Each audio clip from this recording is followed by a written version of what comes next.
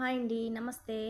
Welcome to my channel VGRS Telugu vlogs. అందరూ ఎలా ఉన్నారండి? బాగున్నారా? నేనైతే చాలా బాగున్నాను అండ్ మీరు కూడా బాగుండాలని దేవుని అయితే మనస్ఫూర్తిగా కోరుకుంటున్నానండి.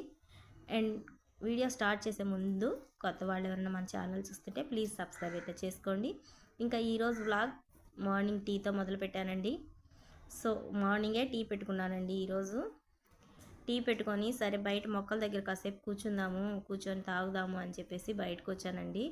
చూడండి, మీరే చూడండి, అసలు ఎక్కడ కూడా నీడన్న మాట లేదండి. ఈ ఎండ అప్పుడే వచ్చేసింది. సూర్యదేవుడు నేనున్నాను, నన్ను మర్చిపోవద్దని చెప్పేసి మాకు పొద్దున్నే వచ్చేసాడు. 6 కల్లా ఎండ వచ్చేస్తుందండి. ఇంకా టీ తాగేశాను. ఇంకా తప్పేది లేక ఇంట్లోకి వచ్చి కూర్చొని టీ తాగేశాను. టీ తాగిన తర్వాత టిఫిన్కి అయితే రెడీ చేస్తున్నానండి. పొంగల్ అయితే చేస్తున్నాను. సో బియ్యంలో డబ్బులు అవి వచ్చాయి ఏంటి అనుకుంటున్నారు, అవి వచ్చేసి దేవుడి దగ్గర పెడతాను కదండి. ఆ బియ్యం వచ్చేసి నేను నార్మల్గా మేము ఇంట్లో నాన్ వెజ్ చేయకుండా ఉంటాం కదా, ఆ రోజు ఇంట్లో వాడుకుంటుంటానండి. మిగతా రోజులు అయితే వాడను నేను. సో పొంగల్కైతే వేసుకుంటున్నానండి. చేశాను. ఫస్ట్ అయితే పెసరపప్పు ఒక గ్లాస్ తీసుకున్నాను. ఇంకా అవైతే బాగా వేయించేసుకొని ఇంకా బియ్యము పెసరపప్పు రెండు కడిగేసి ఒక 10 నిమిషాలు నానబెట్టి పక్కన పెట్టేసుకొని ఇంకా స్టవ్ మీద అయితే పెట్టేసుకున్నాను. ఇంక అందులో కొంచెం పసుపు ఉప్పు వేసి మెత్తగా అయితే ఉడికించుకున్నానండి. చూడండి ఏ విధంగా ఉడకబెట్టాను. సో ఇలా ఉంటే సరిపోతుంది. ఇంకా దానికైతే పోపు అయితే పెట్టేసుకుంటున్నాను.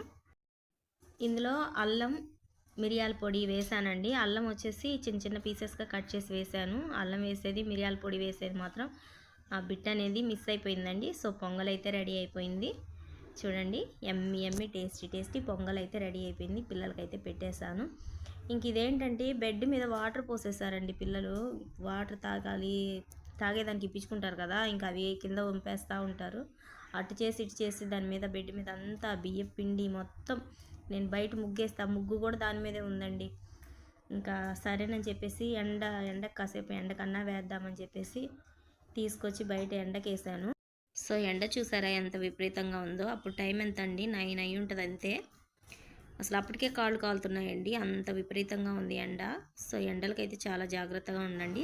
ఇంకా ఈరోజు రెసిపీ ఏంటంటే, ఇంకా ఈ సమ్మర్కి అయితే వారానికి ఒక్కసారన్నా ఇలా ఈ కర్రీ చేసుకొని తినండి. ఒంట్లో వేడి అనేది తగ్గిపోతుందండి. సో ఎలా చేసేది నేనైతే ఫస్ట్ చెప్పేస్తాను. 1.5 స్పూన్ ధనియాలు, ఒక 1/2 స్పూను మిరియాలు, 1/2 స్పూన్ మెంతులు, ఒక 1/2 స్పూను బియ్యం, ఇంకా మనకి కూరకు సరిపడినంత ఎండుమిరపకాయలు అయితే ఇప్పుడే తీసేసుకోవాలండి. నేనైతే కారం వేయట్లేదు. సో మీరు కారం వేసుకోవాలి అనుకున్న వాళ్ళు ఎండుమిరపకాయలు అవాయిడ్ చేసేసి అవైతే డ్రైగా వేయించుకొని బాగా మెత్తగా పొడి చేసి పక్కన పెట్టుకోండి. తర్వాత నేను చూపించినంత చింతపండు అయితే వేసాను. నేను తీసుకున్న కూరకి 2 మీడియం సైజు ఆనియన్స్ అయితే తీసుకున్నాను. ఇంకా ఫస్ట్ ఆయిల్ పెట్టేసి ఆయిల్లో ఆవాలు, మెంతులు, జీలకర్ర వేసి కొంచెం ఫ్రై చేసుకొని తర్వాత ఉల్లిపాయలు అయితే వేసుకున్నానండి. ఉల్లిపాయలు కొంచెం ఫ్రై అయిన తర్వాత కొంచెం 1/2 స్పూన్ పసుపు, ఒక రెమ్మ కరివేపాకు వేసి కొంచెం ఫ్రై చేసుకున్నాను. తర్వాత ఒక టమాటా అయితే వేసుకున్నాను.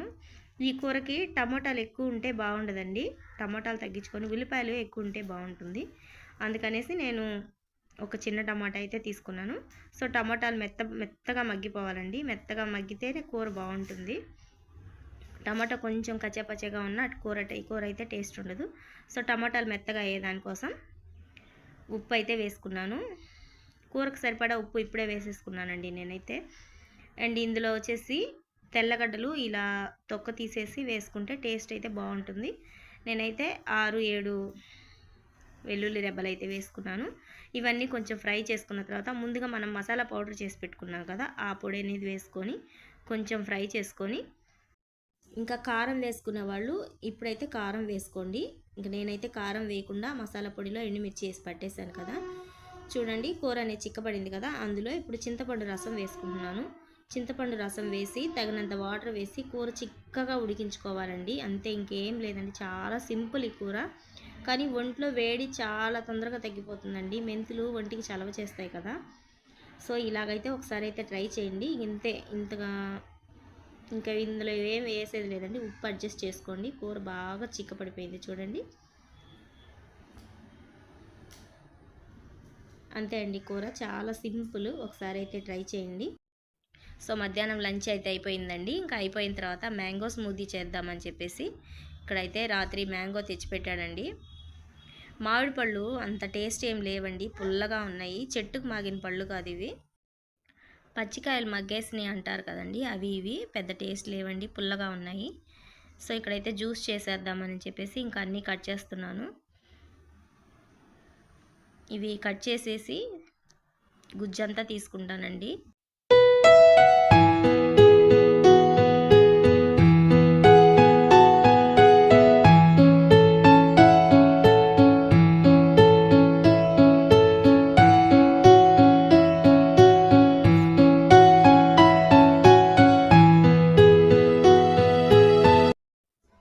సో ఈ విధంగా అయితే తొక్కంతా తీసేసి ఆ గుజ్జు వరకు తీసుకున్నానండి.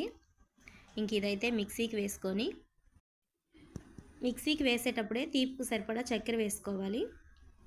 నేనైతే మామిడి పండుకి ఒక 2 పెద్ద స్పూన్లు చక్కెర వేసుకున్నానండి.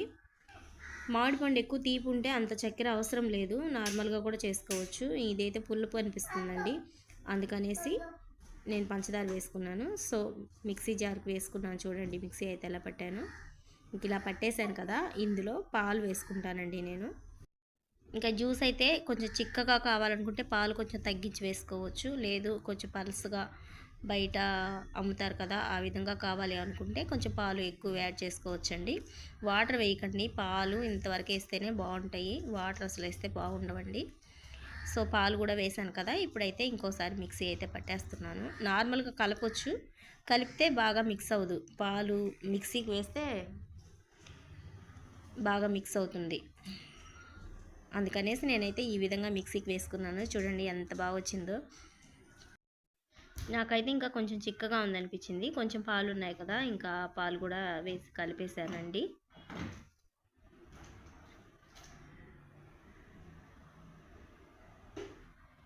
మీకు కొంచెం మ్యాంగో కలర్ రావాలి అనుకుంటే కుంకుమ పువ్వు కొంచెం పాలల్లో కలిపేసి అందులో కలిపేసుకుంటే మంచి కలర్ వస్తుందండి.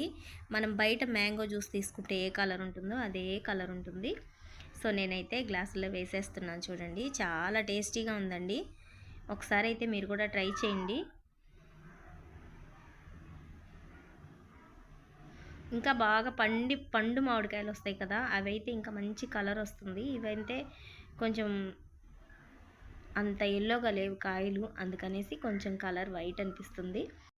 ఇంకా నేనైతే మామిడి పండు కట్ చేసేటప్పుడే ఒక చిన్న ముక్క పక్కన పెట్టేసుకొని చిన్న చిన్న పీసెస్గా కట్ చేసి పక్కన పెట్టుకున్నానండి.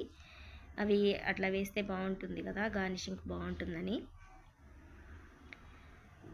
ఇంకా లాస్ట్లో ఏంటంటే బాదం పప్పు జీడిపప్పు 2 చిన్న ముక్కలుగా కట్ చేసి ఇట్లా పైన అయితే వేసాను. సో చూసేదానికి చాలా బాగుంటుంది కదా, తాగేదానికి కూడా బాగుంటుంది.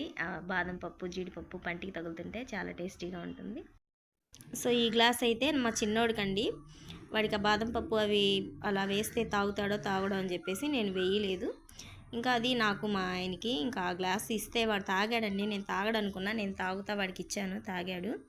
సో ఈ రోజుకైతే ఇంతేనండి వీడియో. మీకు ఈ వీడియో నచ్చితే తప్పకుండా మర్చిపోకుండా లైక్ చేయండి, షేర్ చేయండి, సబ్స్క్రైబ్ చేయండి. మీ ఫ్రెండ్స్కి అండ్ ఫ్యామిలీకి షేర్ చేయండి. సో నా వీడియో ఎవరికైనా యూస్ అవుతుంది అనుకుంటే ప్లీజ్ సబ్స్క్రైబ్ అయితే చేయండి.